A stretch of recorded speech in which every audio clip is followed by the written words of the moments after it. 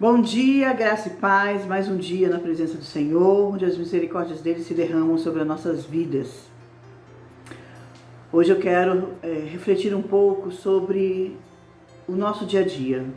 Estamos vivendo nesse momento um tempo de caos, um tempo de muita confusão, um tempo onde a palavra democracia não tem sido mais democracia, apenas na cabeça de uma única pessoa, e essa pessoa tem levado e arrastado muita confusão. E a igreja não tem se posicionado como ela deveria. E é isso que eu quero falar hoje. Eu vi o Conselho de Apóstolos, eu não sabia nem que existia, levantarem 21 dias de oração e jejum. E isso para mim foi algo muito lindo, porque durante muitas vezes eu vi a igreja de Deus brigar entre si.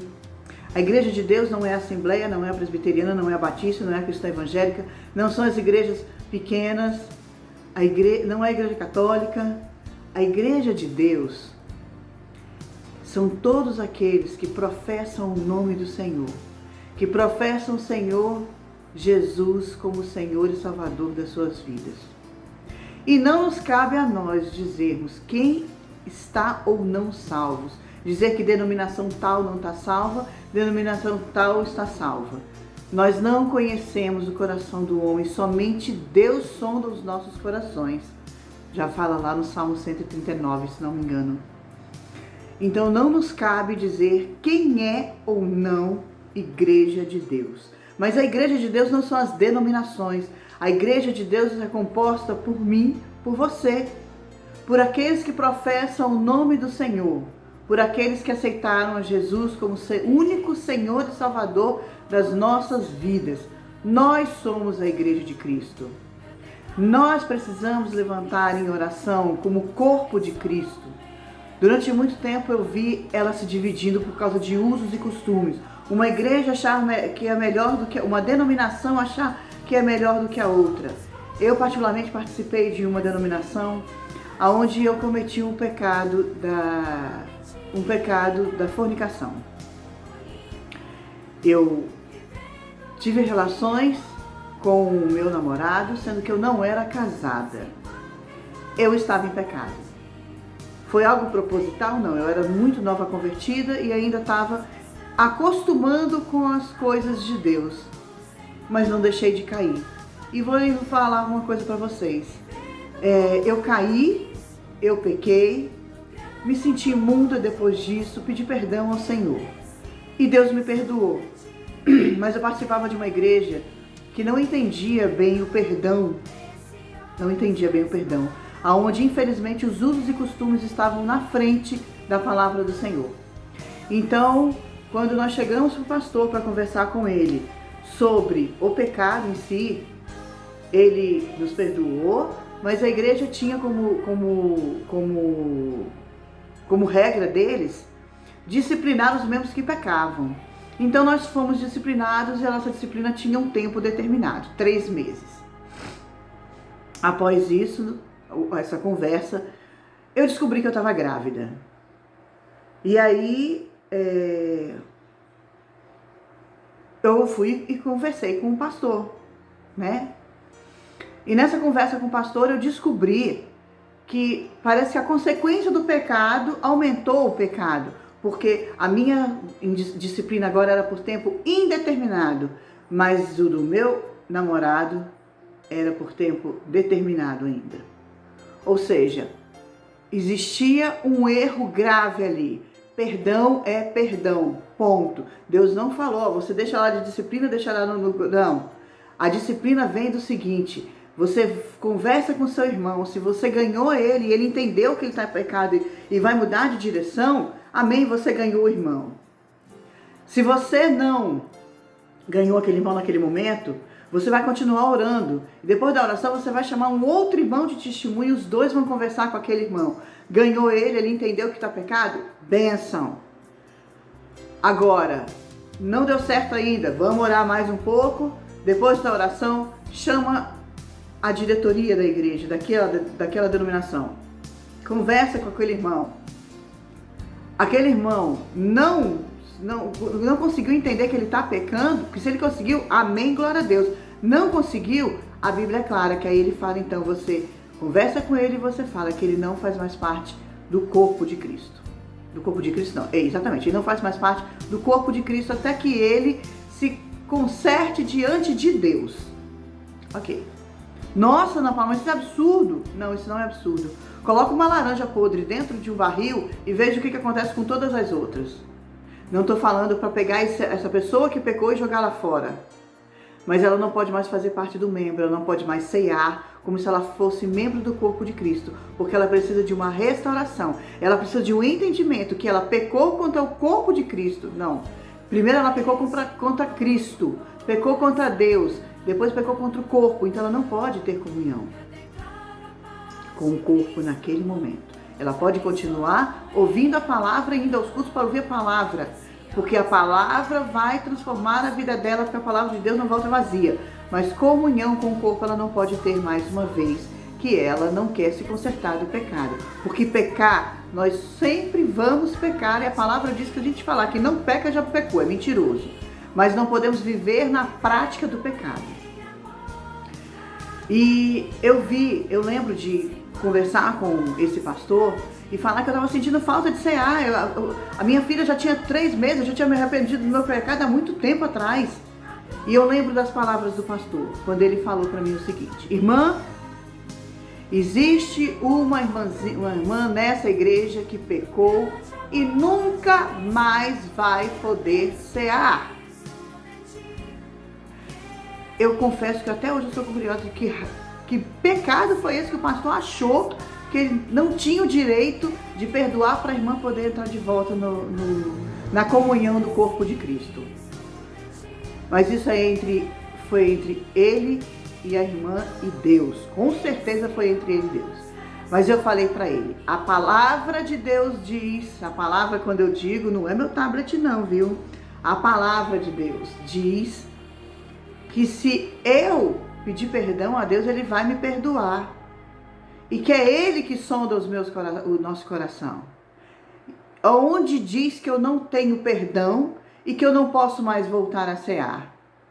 E a Bíblia ainda diz mais, que examine-se o homem a si mesmo. Ok. E o que aconteceu? Ele falou para mim que o que falava estava nos usos e costumes da denominação. Eu perguntei para ele o que é que valia mais, a Bíblia ou os usos e costumes? E ele disse para mim que as duas tinham o mesmo peso. Errado! Nada vai ter o mesmo peso que a Bíblia. A Bíblia sempre vai estar acima, porque ela fala da palavra de Deus. Igreja, acorde! Nós somos um corpo.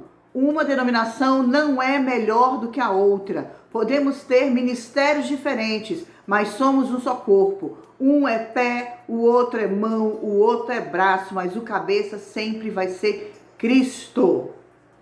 E eu quero mostrar isso lá no Antigo Testamento, quando o povo unido venceu inimigos fortes.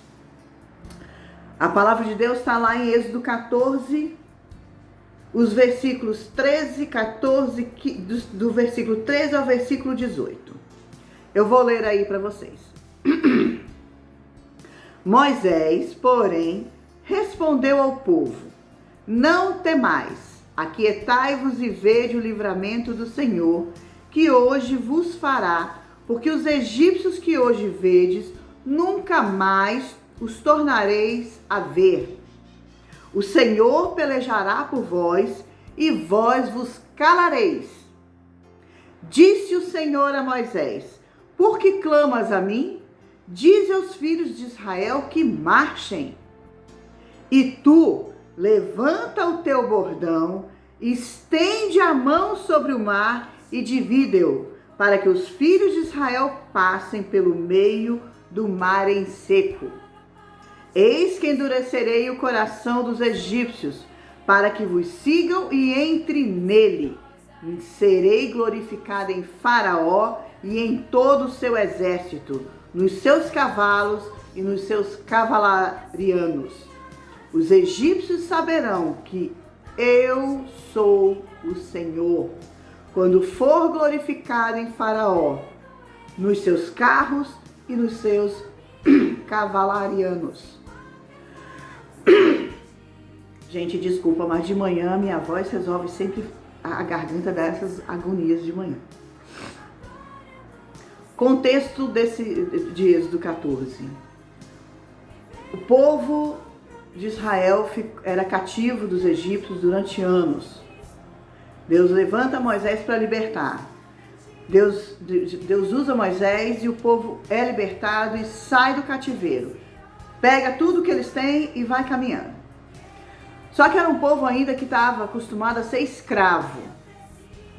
Eles eram escravos de egípcios durante 400 anos, então eles ainda tinham a mente escrava. A mente em que eles não conseguiam perceber a glória de Deus sobre a vida deles, a libertação do Senhor sobre a vida deles, a salvação do Senhor sobre a vida deles. E o que houve?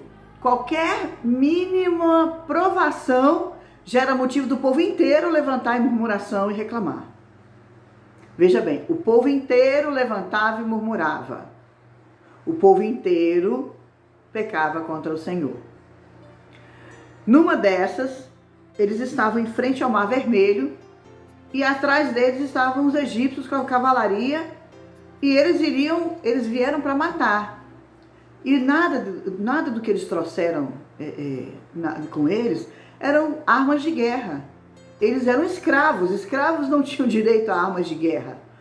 Então o que acontece?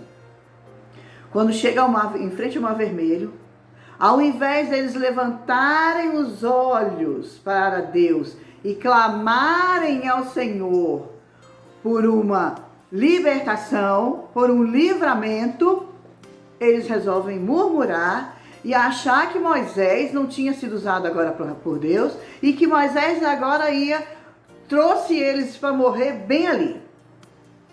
Quando Moisés fala que eles parem de reclamar, que vai ver que Deus vai pelejar por eles, Deus manda o povo parar de reclamar, do povo marchar e Moisés levantar o braço para que o Mar Vermelho ficasse aberto e que eles pudessem passar em seco pelo Mar Vermelho. Isso aconteceu. Agora vamos trazer isso para a nossa vida.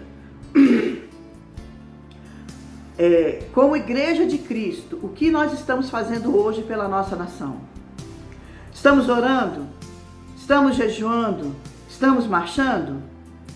Se sim, glória a Deus. Se não, a Igreja de Cristo ainda precisa entender que uma denominação não é melhor do que a outra. Deus está querendo nos ensinar. Somos uma só igreja. Os tempos finais estão chegando. Os sinais estão aí. Acorda, igreja. Entenda que nós somos um só corpo, onde o cabeça é Cristo. E nós devemos, em nome de Jesus, falarmos a mais pessoas sobre isso e orar por elas para que elas entendam que somos um só corpo e devemos orar juntos. Não podemos ser uma igreja dividida, pois a palavra de Deus diz que uma casa subdividida, ela não resiste. Eu gosto de jogar, tem um jogo que eu gosto muito, que se chama Mafacity. E lá nós somos clãs e cidade. E às vezes tem guerras entre as cidades. Por incrível que pareça, essa cidade que eu estou já há algum tempo, ela tem morrido a cada dia por falta de unidade. Por falta de unidade. Estamos num evento que é contra as cidades e a nossa cidade simplesmente está reclusa aos muros da cidade porque simplesmente ela subdividiu. E se ela subdividiu, não há mais unidade. Se não há unidade, não tem como mais nos fortalecer. Perdemos a batalha. E foi aceitado. Assim é a igreja. Não podemos nos dividir, senão nós pereceremos. Hora de se ajuntar, igreja. Hora de mostrarmos que nós somos o corpo de Cristo. Amém? Vamos orar? Deus maravilhoso, muito obrigado, Senhor, porque a Tua palavra é viva e eficaz. Obrigado, Deus, porque o Senhor é maravilhoso. Obrigado porque o Senhor derrama sobre nós a tua palavra e porque a tua palavra jamais volta vazia. Senhor, mostra-nos, Deus, a cada um de nós que nós somos um só corpo, um só espírito, onde o cabeça é Cristo. Que nós possamos entender que, diferente de ministérios, devemos andar juntos, caminhar juntos, orar juntos. Porque se nós não andarmos em unidade, nós pereceremos. Obrigado, Senhor. Obrigado, Espírito Santo de Deus, porque o Senhor nos move, porque é não por força nem por violência, mas pelo Espírito Santo de Deus. E é o Senhor que vai nos convencendo do pecado, da justiça e do juízo. Muito obrigado, Senhor. Em nome de Jesus. Amém. Bom dia e Deus nos abençoe mais uma vez.